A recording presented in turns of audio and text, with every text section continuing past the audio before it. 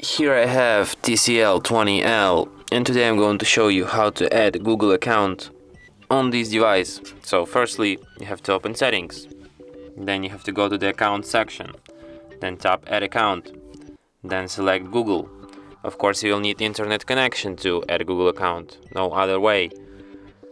So here you have to enter your email or phone number, then tap next, then you have to enter your password. Tap next. Then you have to agree with Google's terms of service and privacy policy. And at last, what you'll have to do is to tap accept here. An account will be added. If you want to delete this account, just select it here and then tap remove account and then confirm it here. And that's how it's done. And that's it. Thanks for watching. If you find this tutorial useful, don't forget to hit that like button and subscribe to our channel.